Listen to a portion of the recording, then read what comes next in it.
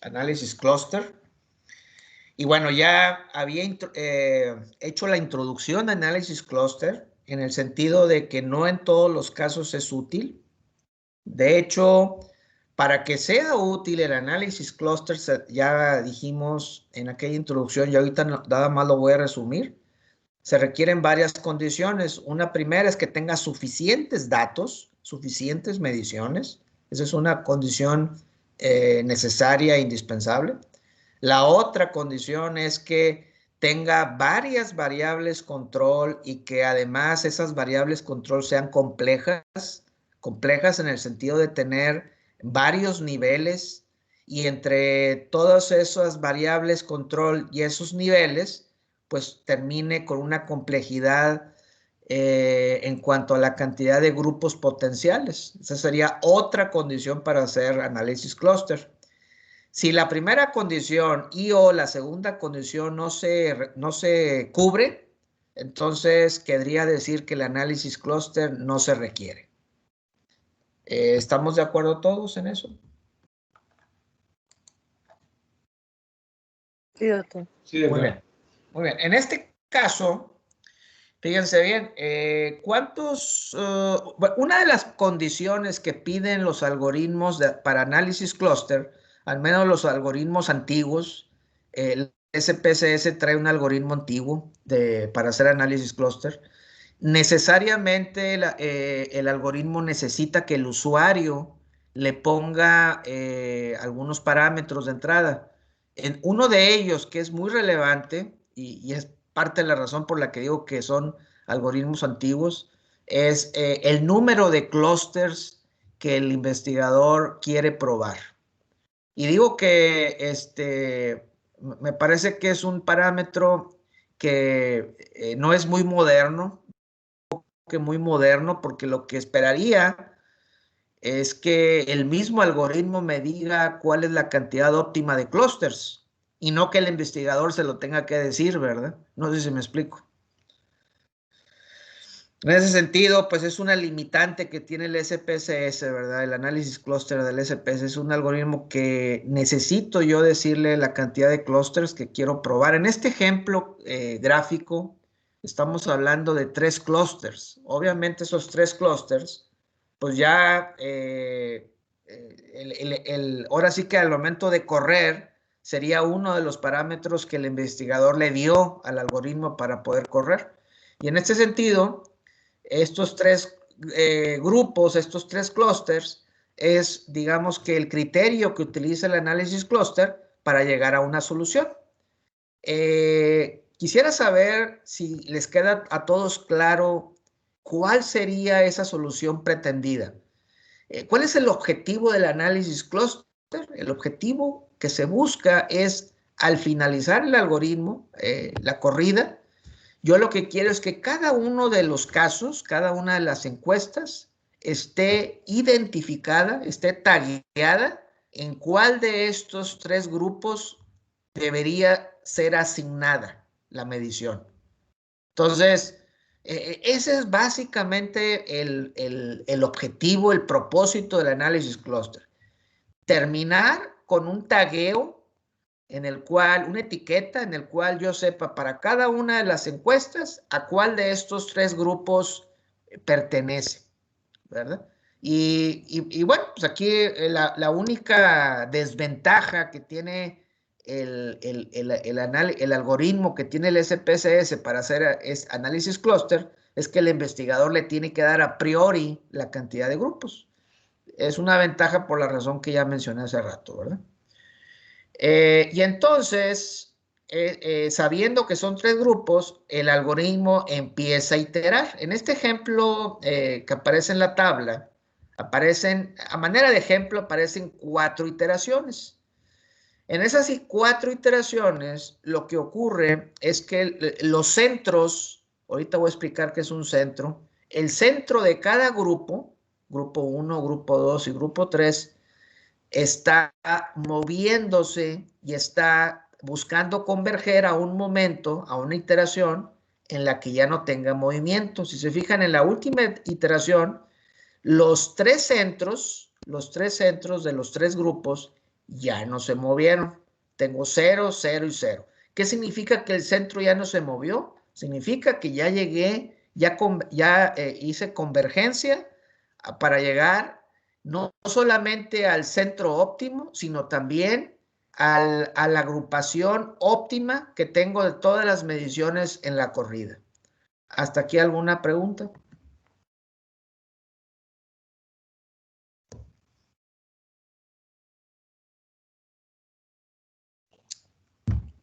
Doctor, en esta tabla la lectura de lo que hablábamos en el entendido de los diferentes niveles.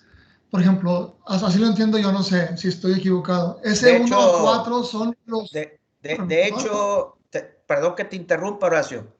Aquí los niveles ya no tienen nada que ver. No tiene nada que ver, Horacio, y te quise interrumpir porque a lo mejor ibas a elaborar algo en respecto a eso. En realidad, este tema de los niveles no tiene que ver. A lo mejor la primera pregunta que deberíamos aclarar es el centro de un grupo. Aquí tengo, imagínense que este es el grupo 1. Este 4.404 es la distancia que se está moviendo el centro del grupo 1. Estamos hablando del grupo 1, ¿verdad? Y entonces de una iteración a otra iteración se movió 4.404 unidades. Entonces ahora la pregunta es, ¿qué es el centro de un grupo? ¿Verdad? ¿Alguien tiene alguna idea de qué es el centro de un grupo? En este caso tengo 3 grupos, pero el centro, ¿qué sería según lo que ustedes entienden? No tiene que ver con la varianza, doctor. No, claro, tiene que ver con la varianza, pero asumiendo que es la varianza, asumiendo que la varianza está relacionada con el centro del grupo, ¿cuál sería ese centro del grupo? ¿Cuál sería? Imagínense ustedes que en el grupo 1, otra vez estamos hablando del grupo 1 en este ejemplo, de los 100 elementos, otra vez es un ejemplo, de los 100 elementos yo tengo 35 elementos en el grupo 1. Obviamente en la iteración 1 voy a tener 35, en la iteración 2 a lo mejor ya no fueron 35, a lo mejor fueron 42.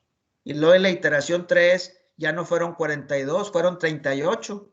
Y luego en la iteración 4 ya no fueron 38, fueron 34 elementos. Entonces, si se fijan, en cada iteración la cantidad de elementos y los tipos de elementos, o sea, mediciones, encuestas, están cambiando hasta un momento en donde hipotéticamente en la última iteración ya no se mueve, ya no se redefine la composición del grupo.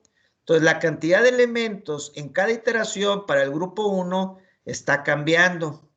Entonces, ahora sí, asumiendo que está cambiando la composición de elementos en cada grupo, ¿qué sería el centro del grupo 1?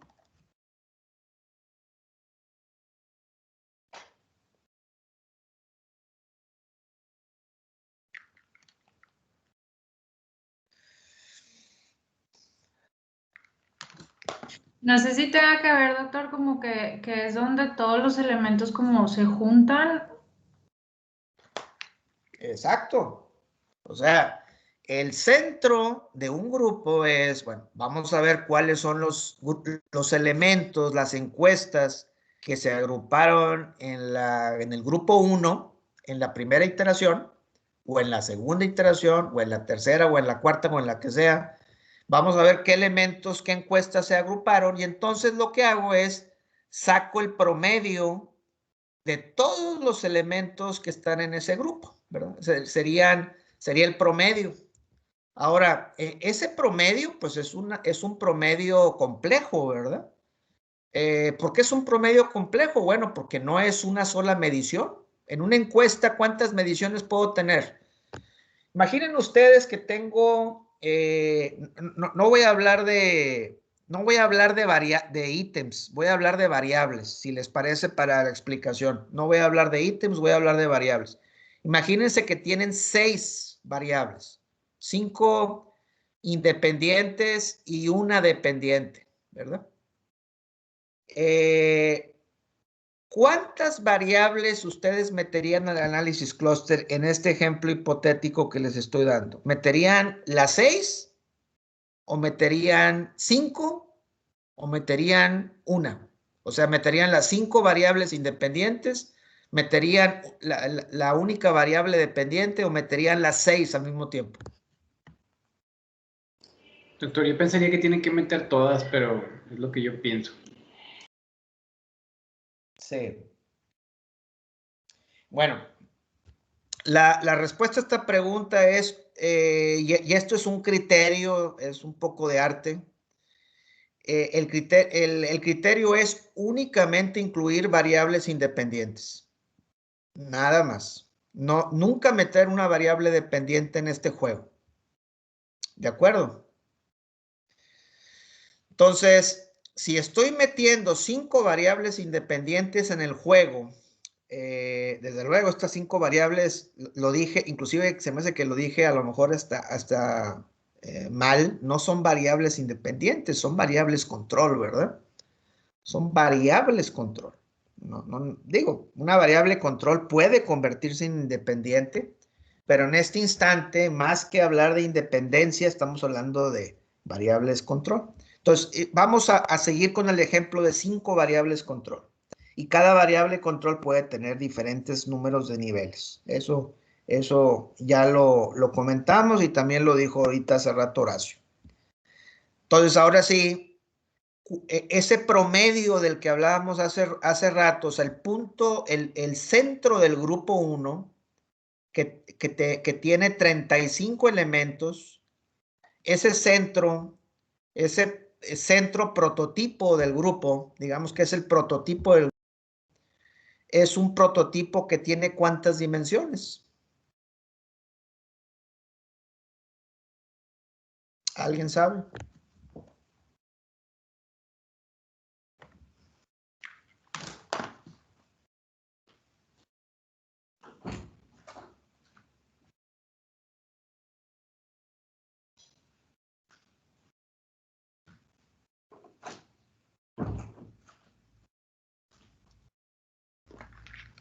Me levanté un momento, no sé si alguien mencionó algo, dio alguna idea de esto que pregunté. No, yo no sé, doctor. Bueno, si tengo 5 variables control, 5, género, nivel socioeconómico, nivel de escolaridad, tamaño de empresa, etcétera, y yo quiero sacar el centro prototipo del grupo 1, pues lo que voy a tener es un centro que tiene 5 promedios.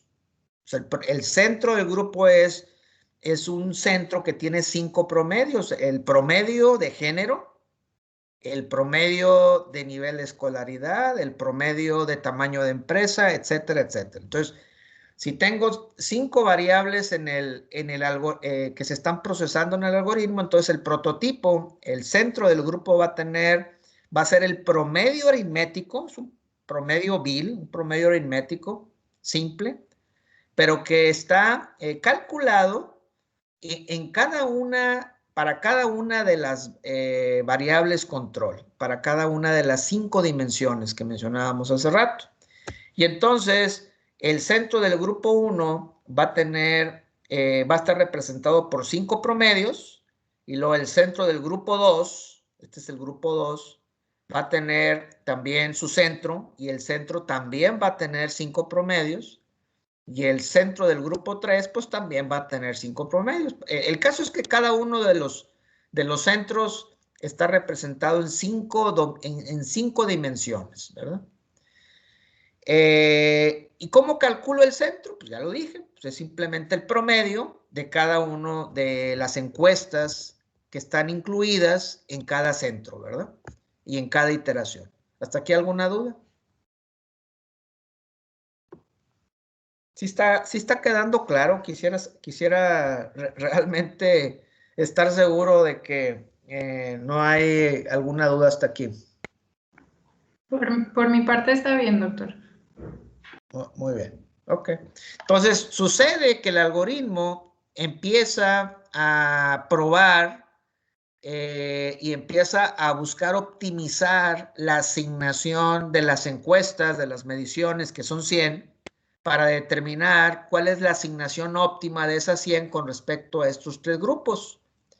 Lo que buscamos hacer es que las encuestas que se parezcan más entre sí respecto a las 5 variables control, pues que se junten, ¿verdad?, en un solo grupo. Y las que no se parezcan, pues que se estén separadas, ¿verdad?, en el grupo 1 o en el grupo 2 o en el grupo 3. Y entonces, lo que hace el algoritmo es empezar a determinar si existe la posibilidad de encontrar una solución mejor de asignación. Queremos asignar cada una de las 100 encuestas a cuál de los tres grupos óptimamente conviene asignar, ¿verdad? Y entonces el procedimiento iterativamente va buscando converger a una solución en donde el centro ya no cambia.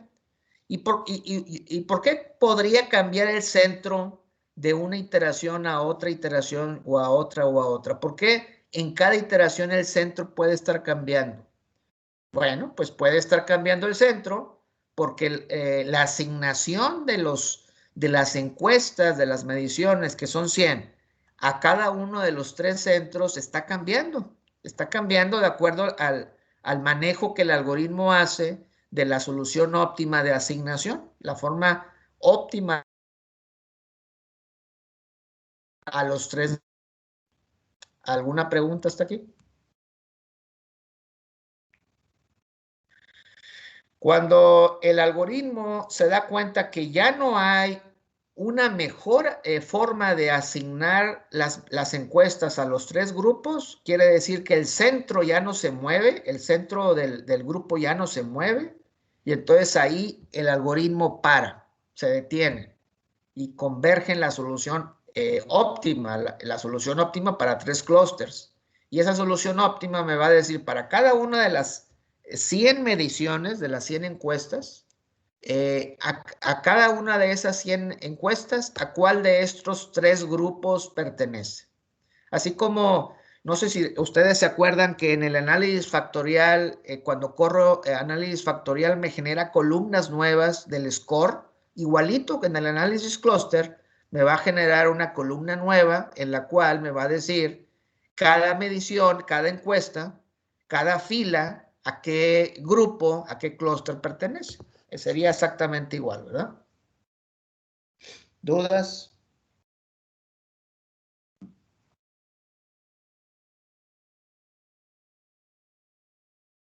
Pues a mí me queda claro, doctor, que el factorial, pues estamos viendo columnas y aquí estamos viendo filas, ¿verdad? Y es más o menos el mismo procedimiento, algo así. Así es.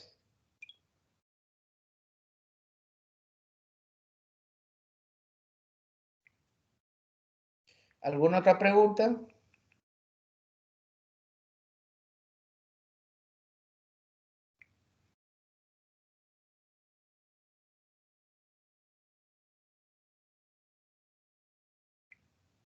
Bueno, muy bien. Pues vamos a la siguiente, y en la siguiente oración es donde quisiera acordarme un poco de los niveles que tú mencionabas. Si se fijan, el tema de la convergencia es precisamente en donde ya la solución ya no se mueve, y entonces cada una de las encuestas, cada una de las mediciones, pues ya quedó completamente asignada a uno de los tres clústeres. Para cada encuesta solamente puede estar asignada en un solo clúster. No sé si alcancen a ver ustedes aquí, en este otro ejemplo, tengo 10 iteraciones, y si se fijan todavía en la 10ª iteración, el algoritmo no termina de converger. ¿Por qué no termina de converger? Bueno, en este caso tengo 7 clústeres, ¿verdad? 7 grupos potenciales, el investigador, el usuario le puso 7, que generara 7 grupos. Y si se fijan bien, en la primera iteración, pues todos los centros se movieron, en la segunda también. En la tercera, parece ser que el grupo 7 ya no se mueve, ya convergió, pero los demás grupos se siguen moviendo. Todavía vamos en la 10ª iteración y todavía hay 3 grupos que todavía se están cambiando las asignaciones, ¿verdad? De las encuestas a los grupos. Inclusive aquí dejó de estarse moviendo y luego volvió otra vez a moverse. Aquí hubo un movimiento. ¿Sí alcanzan a verlo? Igual aquí.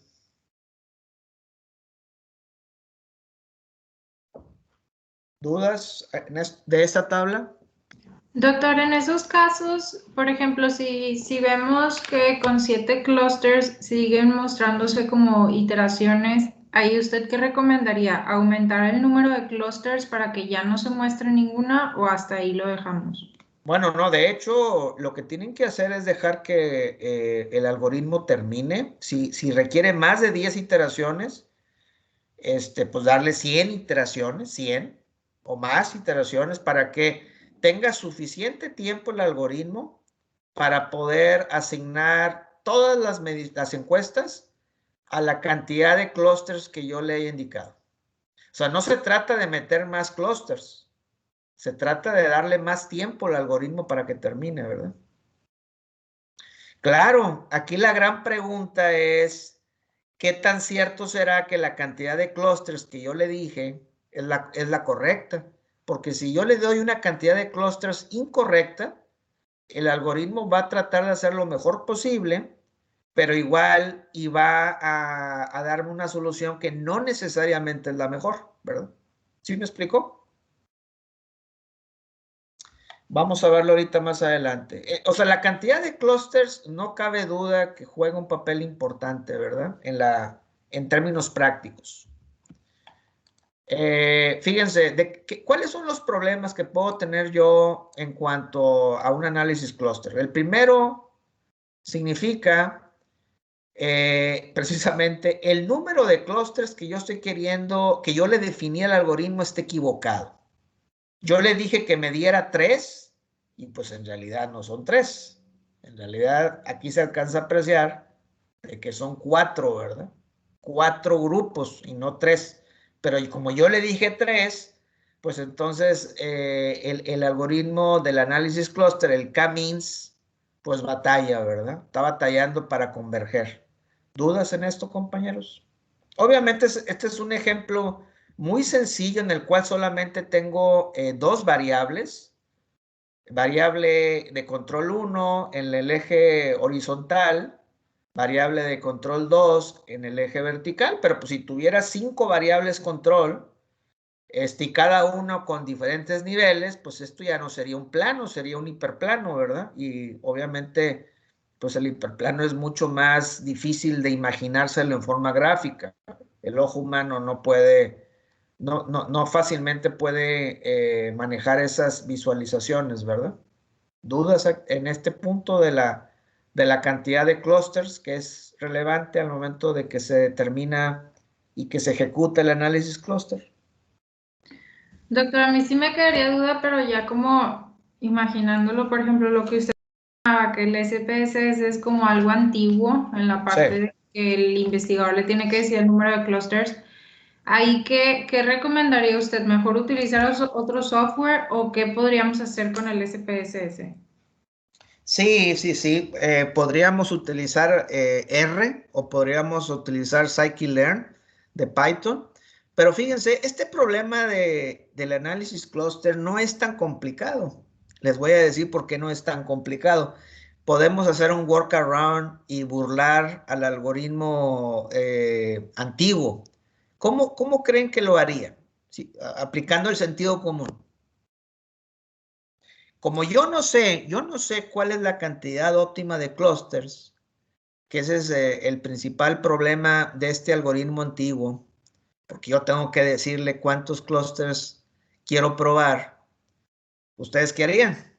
Para no tener que ir a un algoritmo más moderno, ¿verdad? Claro, si van si quieren ustedes ir a un algoritmo moderno, pues ya se libran de este problema, ¿verdad? Pero si quisieran irse por la antigüita, con el SPSS, ¿qué harían?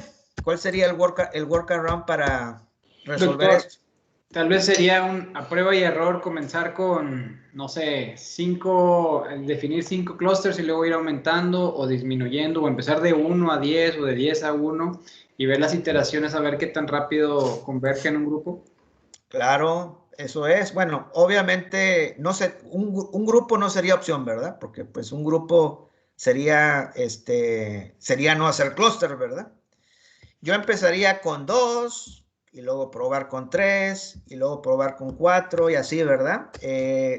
Generalmente la solución de un problema no va a estar muy lejos, ¿verdad? Va a andar en 2, 3, 4, 5, 6. Arriba de 6 es poco común, ¿verdad? Pero pues obviamente esto es empírico, ¿verdad? Ahora sí que a prueba y error encontrar cuál es la cantidad de clúster que minimiza el ratio de varianza intergrupo contra varianza intragrupo. Viene más adelante eso.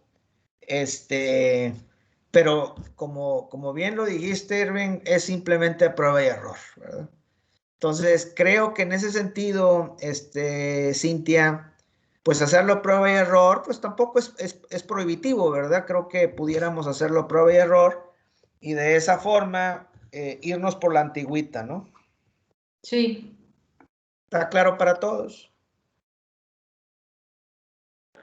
Sí, doctor, gracias. Muy bien. Lo que sí no es posible hacer, y ahí sí creo que es importante que ya se den cuenta desde ahorita, es que una cosa es optimizar los clusters, los grupos, optimizarlos para maximizar el ratio de varianza intragrupo contra intergrupo.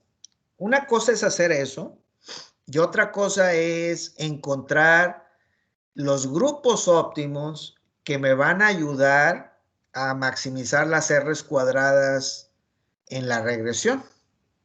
Porque no es lo mismo, ¿verdad? No es lo mismo el escenario 1 que el escenario 2. En el escenario 2, que es donde yo quisiera saber cuáles son esos grupos que a mí mejor me ayudan para aparecer mejor en la foto de la R cuadrada en la regresión, pues es una cantaleta, es un objetivo muy diferente, ¿verdad? No sé si me estoy explicando, compañeros. Sí, doctor.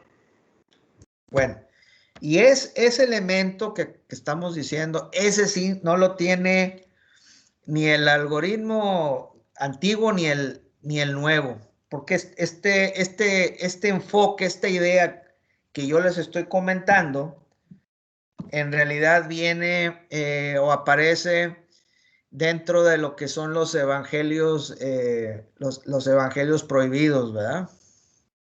Las técnicas que no vienen, que están más allá de la 13. ¿Por qué razón? Bueno, pues por la simple razón de que al momento de yo estar generando mis grupos, no me interesa resolver el tema de estas varianzas intergrupo e intagrupo. Eso no es el criterio que me interesa a mí.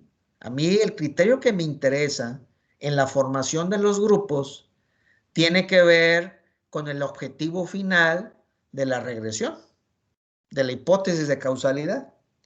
Desafortunadamente, el enfoque de análisis clúster está completamente desasociado del análisis de regresión.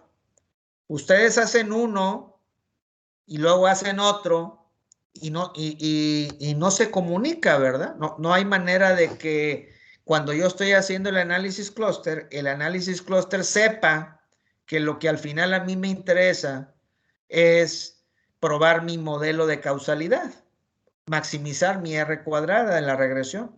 Eso no lo sabe el análisis clúster y nunca lo va a saber, ¿verdad? Porque el análisis clúster tiene un objetivo diferente. este tema que tiene que ver con el hacer que al momento de ejecutar la regresión, ahí mismo, junto con la regresión, también se haga la partición óptima de los grupos, pues eso en realidad no existe como un algoritmo en ningún lado, ¿verdad? Y eso es parte de lo que les he comentado, que viene como alternativas, que son técnicas diferentes que ustedes mismos tendrían que modelar matemáticamente para poderlas emplear. Eso lo podemos ver cuando ya empecemos a ver el tema de las técnicas 14, 15 en adelante, ¿verdad? Las que están después de las ecuaciones estructurales. ¿Hay alguna pregunta, algún comentario en relación a esta discrepancia que hay entre estos dos enfoques, el enfoque de clusterización tradicional con respecto al enfoque de clusterización basado en maximizar las R's cuadradas de la regresión? ¿Hay alguna pregunta, alguna duda?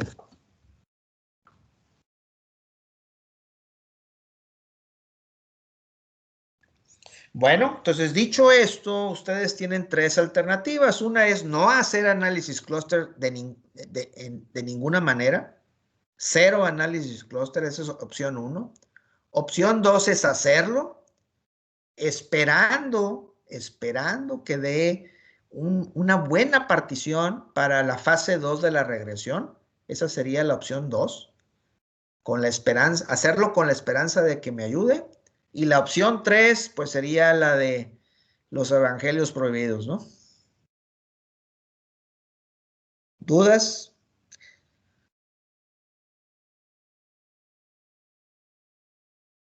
Bien, continúo.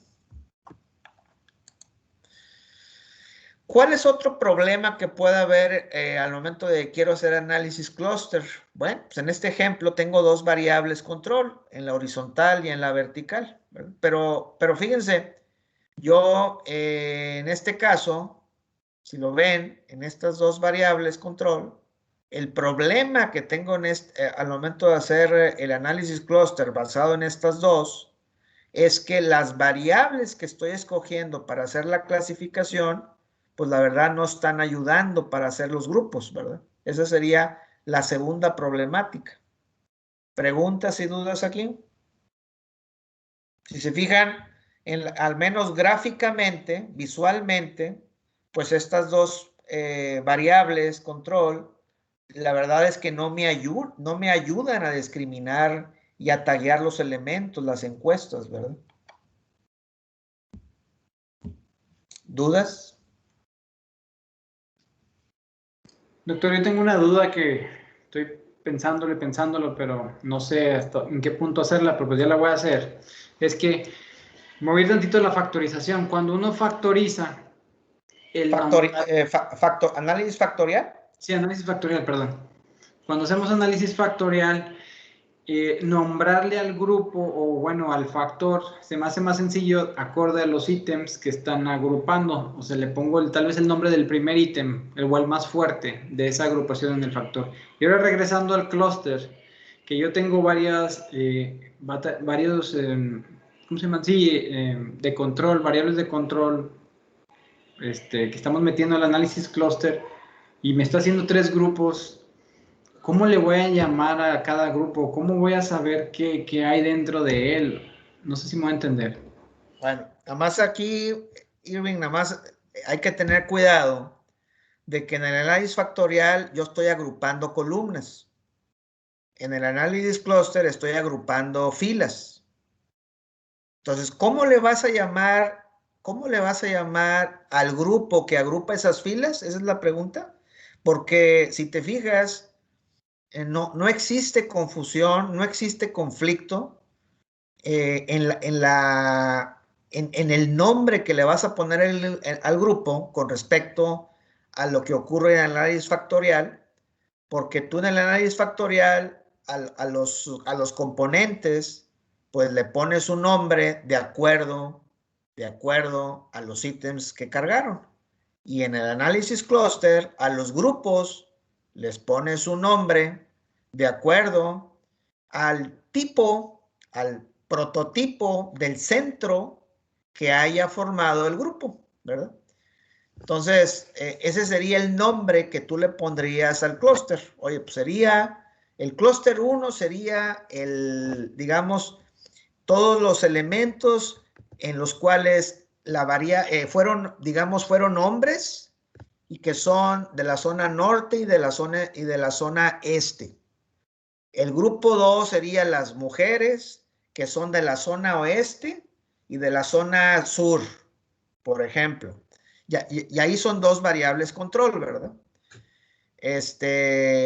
Si se fijan, lo que voy a hacer es ponerle un nombre al grupo de acuerdo a los elementos que van a quedar agrupados. Ahora, ¿cómo voy a saber cuáles quedaron agrupados? Bueno, pues ya dijimos desde el principio, al inicio de la plática, que al terminar de correr el algoritmo K-means Analysis Cluster, me taguea para cada una de las encuestas en cuál de los 1, 2, 3, 4 grupos quedaron, ¿verdad? ¿Sí está claro, Irving? Sí, doctor, sí, más o menos lo sigo digiriendo, pero sí, gracias por la explicación. Acuérdate que ese nombre, en el caso de las filas, pues ese nombre va a tener que ver, ahora sí, con lo que decía Horacio. ¿Cuáles son los niveles que quedaron de las variables control representados en cada grupo? ¿Verdad? Ahora sí tiene que ver, en el bautizo de estos grupos, pues tiene que ver los niveles que mencionábamos, ¿verdad? Que existen en cada variable control. Esa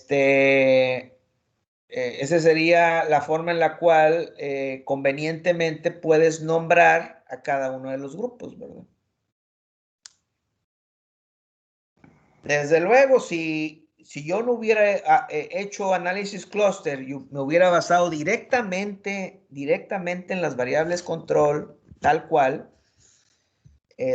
por ejemplo, pues, tendría el grupo de hombres y el grupo de mujeres. ¿Y cómo le voy a nombrar al de hombres? Pues al de hombres lo nombro como hombres y al de mujeres, pues lo nombro como mujeres, ¿verdad? Empresas grandes, y a lo mejor las empresas grandes las agrupo junto con las empresas medianas, y a lo mejor a las pequeñas las agrupo también con las micro, ¿verdad? O a lo mejor no las agrupo. ¿De qué va a depender de que las agrupe y no las agrupe? Pues va a depender precisamente de qué tanto se parezcan en el análisis clúster, ¿verdad? El análisis clúster me va a ayudar a determinar si convienen o no convienen agruparlas. Doctor, ahí más o menos como, vaya diciendo como un poquito complementando lo de Irving, ahí entonces sería pues el clúster nos ayuda como a dividir la muestra, o sea, como a agrupar la muestra. Sí. Y el factorial sería las variables, o sea, va más dirigido a las variables. Exacto. El análisis clúster va enfocado a dividir las encuestas de la muestra, a dividirlas, a ponerlas en grupos convenientemente. Y en el caso del factorial, me ayuda a agrupar las variables de medida, los ítems, agruparlos en constructos, ¿verdad? Componentes. ¿Estamos todos de acuerdo? ¿Hay alguna duda? Doctor, entonces estos grupos en el clúster de alguna manera nos va a permitir concluir que en esos grupos al menos sí se comprobó. Fíjate, eso que dices tú es interesante, Horacio, y lo voy a decir por qué. Porque, acuérdense, nosotros quisimos meternos en el análisis clúster, es muy probable que lo hayamos querido hacer, porque cuando quisimos probar el modelo de regresión a las 100 encuestas que teníamos al inicio, nos dimos cuenta que no pudimos, o que nos dio una R pequeña, ¿verdad? Okay. Entonces, ¿qué significa eso? Bueno, que nuestro siguiente intento en la tesis, ¿verdad? lo vamos a reportar como si fuera una novela, va a ser, bueno, pues, ¿cómo podemos nosotros mitigar este tema de la varianza no explicada de la R cuadrada que está baja? Bueno, pues una forma válida de hacerlo, completamente legítima, pues es generando grupos, generando clústeres, ¿verdad? Y entonces va a suceder, Horacio, de que a lo mejor ya al hacerlo en grupos, imagínense que hayan sido 3 grupos los que hayan salido del análisis clúster, y a lo mejor de los 3 grupos, pues a lo mejor en los 3 grupos logro comprobar, logro mejorar las R's cuadradas y las significancias de los 3 modelos. A lo mejor en los 3 no lo logré, a lo mejor nomás lo logré en 2 de los 3 grupos. A lo mejor de los 3 grupos, ¿saben qué? Pues logré comprobar en 2 grupos. En el tercer grupo no pude comprobar. Pero fíjense, es mucho mejor reportar que de 3 grupos logré comprobarlo, haberme quedado en un modelo de regresión único en el cual no logré comprobar prácticamente nada. ¿Verdad? Ok, gracias. Claro, a lo mejor la pretensión de hacer los 3 grupos es que los 3 se comprueben, pero piensen ustedes que a lo mejor si no se comprueban los 3, pues a lo mejor se comprueba en 2 o a lo mejor se comprueba en 1, pero inclusive 1 es mejor que nada, ¿verdad? Así que lo que mencionaste, Horacio, pues es interesante porque precisamente hacia eso va encaminado el análisis clúster, a tratar de resolver casos difíciles, ¿verdad? Pero, por ejemplo, doctor, si antes de hacer el análisis clúster está comprobada, vaya, no quiere decir que no lo pueda ejecutar, ¿verdad? Porque Claro que no, a lo claro, mejor información que no tengo más a detalle que me puede servir para, ¿cómo se dice?, complementar ¿cómo se puede decir?, la comprobación global. sí, sí, claro, o sea, si tú tienes un modelo, ya terminaste con un modelo que es bastante bueno, utilizando todo el 100% de tus encuestas, pues a lo mejor yo te diría, Horacio, pues a lo mejor ahí ya párate, ¿verdad? Ya no hagas nada, ya no lo necesitas hacer. Pero te estoy hablando de un caso en el que hayas obtenido satisfactoriamente R's cuadradas altas y con todas las variables comprobadas, ¿verdad? Pero si tú te das cuenta que no ese es el caso, tus R's cuadradas están jodidas y aparte las variables que estás encontrando pues son escasas, muchas de las variables no están saliendo significativas.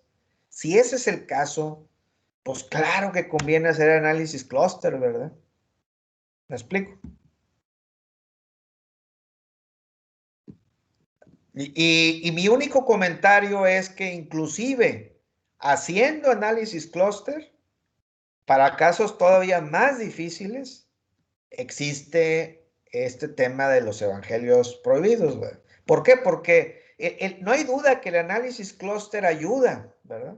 Pero tiene un límite el análisis clúster, ¿verdad? Porque el análisis clúster es miope con respecto al objetivo final del investigador. El objetivo final del investigador es comprobar una hipótesis de causalidad en la regresión.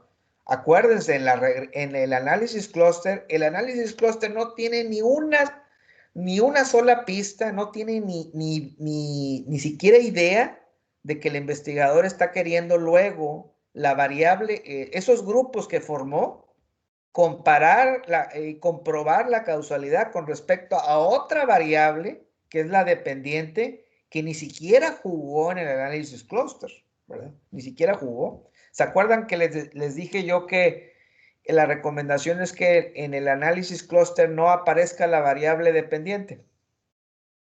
Bueno.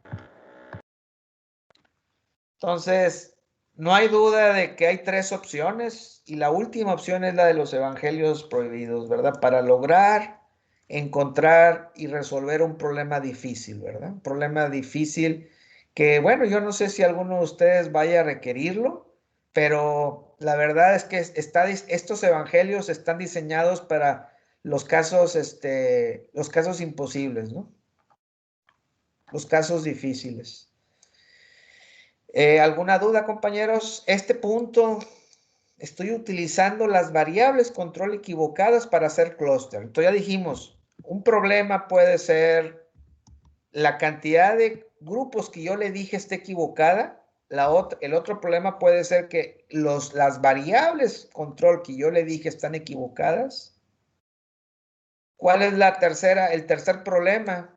Que los centros que yo le definí a cada uno de los grupos están lejos, están pobremente definidos, que este es otra vez un problema de este algoritmo antiguo que está implementado en el SPSS. Imagínense, le está pidiendo al investigador que defina los centros. Desde luego, el investigador puede pedir que se definan en forma aleatoria y entonces el SPSS a prueba de iteraciones va a estar moviendo los centros, ¿verdad? Pero pues se me hace inclusive muy, ahora sí que muy pobre el enfoque de darle al investigador la responsabilidad de definir los centros. Pero puede ser otra razón por la que batalle el algoritmo en converger, ¿verdad? ¿Y cuál es la otra y última razón por la que puede batallar el análisis clúster? Esta es la cuatro razones.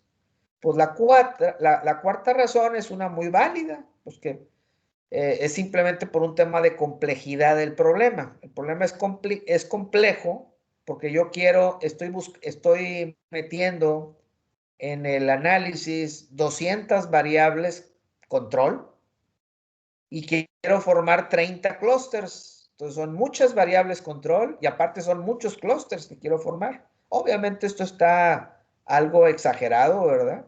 Yo no me imagino un caso como pero bueno, pues hipotéticamente está el ejemplo, ¿verdad? Esta sería la cuarta razón por la que podría haber dificultades en el análisis clúster. ¿Alguna otra pregunta? ¿Alguna pregunta que tengan hasta aquí?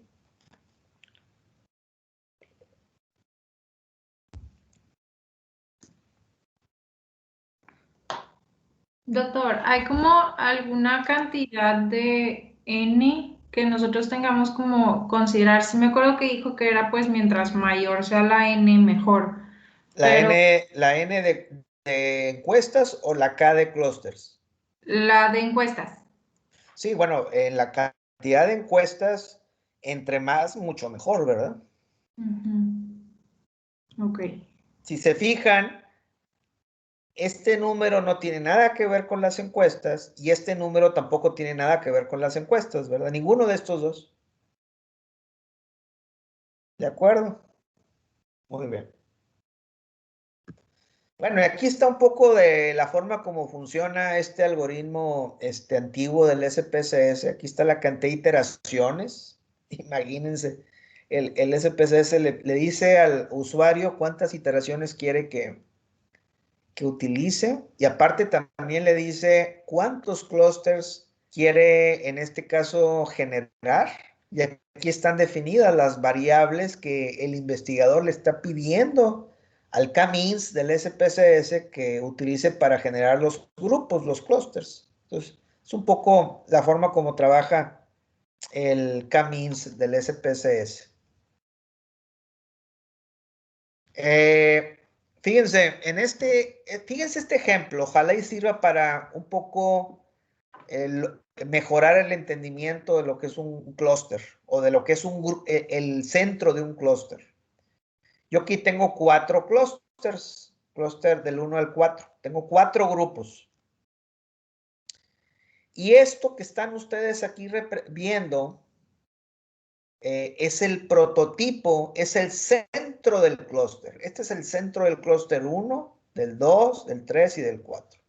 ¿Cuál de estos 4 clústeres creen ustedes que corresponde al tipo de inversionista agresivo? Posiblemente ya se dieron cuenta que estos grupos, las variables control que estoy usando yo para calcular los grupos, los clusters, tienen que ver con tipos de inversionistas. Porcentaje del portafolio que un inversionista decide invertir en acciones o en bonos o en otros tipos de instrumentos, ¿verdad? Entonces, ¿en cuál de estos 4 creen ustedes que va a estar el inversionista agresivo?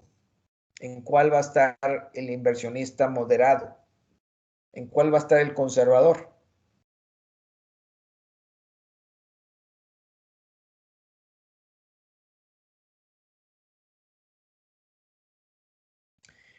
El inversionista agresivo va a estar en el clúster 3.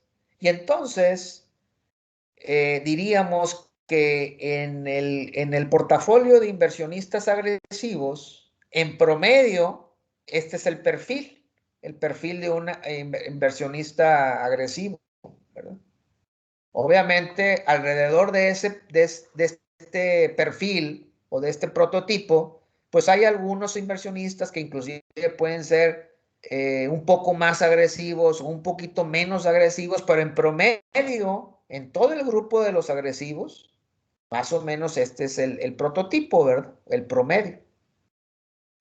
Entonces, si tengo 6 variables, pues tendría un promedio que tiene 6 dimensiones. Aquí están estos serían los 6 promedios porque son 6 dimensiones. Y así como tengo un promedio prototipo para el grupo 3, que es el inversionista agresivo, pues también tengo un prototipo promedio para el grupo 4, que si se fijan bien es el conservador, ¿verdad? Sucede que este inversionista es el que los conservadores son los que invierten menos en acciones e invierten más en bonos, ¿verdad? Bonos del gobierno o bonos corporativos, según corresponda, ¿verdad? Sí queda claro un poco mejor qué significa ese centro del clúster, centro del grupo o prototipo del grupo, ¿sí? Espero que sí. Si no hay ninguna otra pregunta, voy a avanzar, ¿verdad? Si se fijan aquí en este grupo, todos los puntitos que ven en negro, pues son encuestas, ¿verdad? Son encuestas. Lo que sucede es que el promedio de todas estas encuestas que están en este grupo, el promedio es este prototipo, que es el puntito rojo, ¿verdad? Este es el centro del grupo. ¿Dudas, compañeros? ¿Sienten que está quedando más claro con esto?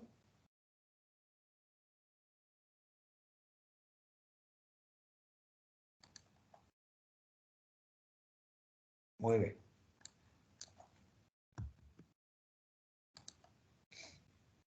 Y bueno, pues aquí está la forma en la cual me genera el reporte al final de la corrida. Estamos hablando esta es una corrida que se hizo con 24 encuestas, obviamente hipotética, ¿verdad? De las cuales de estas 24 encuestas, 15 se asignaron al grupo 1, 4 al 2 y 5 al 3. Obviamente, pues aquí lo que esperaría es ver números más grandes, ¿verdad? Ya lo decíamos por qué. ¿Dudas, compañeros?